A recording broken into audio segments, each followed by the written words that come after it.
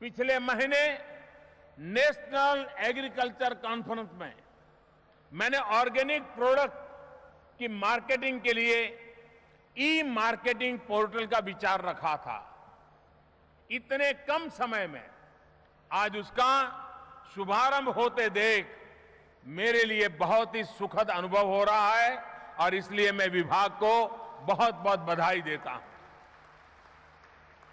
इस ई marketing portal जैविक यानी कि ऑर्गेनिक उत्पादों को खेत से बाजार तक और बाजार से उपभोक्ता के द्वार तक पहुंचाने में बहुत बड़ा रोल निभाएगा।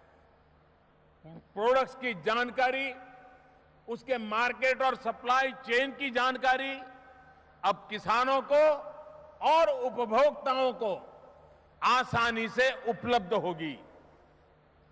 मेरे किसान भाइयों बहनों, ऑर्गेनिक प्रोडक्ट्स पर मेरा जोर इसलिए है क्योंकि ये जितने पुरातन है उतने ही आधुनिक भी है। सच्चाई यही है कि हम दुनिया के सबसे पुराने ऑर्गेनिक फार्मिंग करने वाले देशों में से एक है। आज देश में 22 लाख हेक्टेयर से ज्यादा जमीन पर ऑर्गेनिक फार्मिंग होती है। लेकिन दूसरी सच्चाई यह भी है कि ऑर्गेनिक फार्मिंग के बाद जो अगला स्टेप है वैल्यू एडिशन का, मार्केटिंग का, उसमें हम आज भी पीछे रह गए हैं।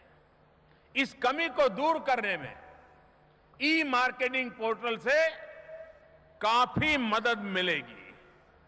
साथियों, सरकार परंपरागत कृषि विकास योजना के अंतर्गत ऑर्गेनिक फार्मिंग को पूरे देश में प्रोत्साहित करने में जुटी है।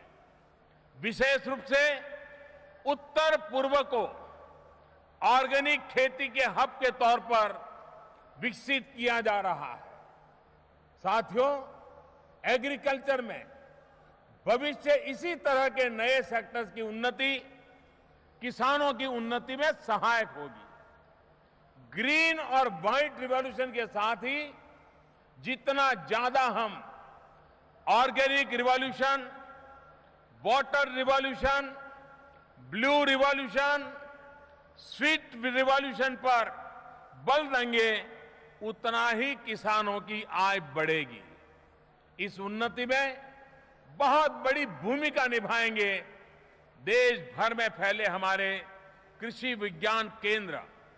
आज यहां 25 नए कृषि विज्ञान केंद्रों का शुभारंभ किया गया है और इन्हें मिलाकर हमारे देश में इनकी संख्या लगभग 700 हो गई है। मैं इन कृषि विज्ञान केंद्रों को आधुनिक कृषि के नए लाइट हाउस के तौर पर देखता हूं। इन केंद्रों से निकला प्रकाश देश के कृषि जगत को प्रकाशवान बनाएगा। विशेषकर कृषि विज्ञान केंद्र का सबसे महत्वपूर्ण काम है किसान तक नई तकनीक, नई जानकारी को पहुंचाना।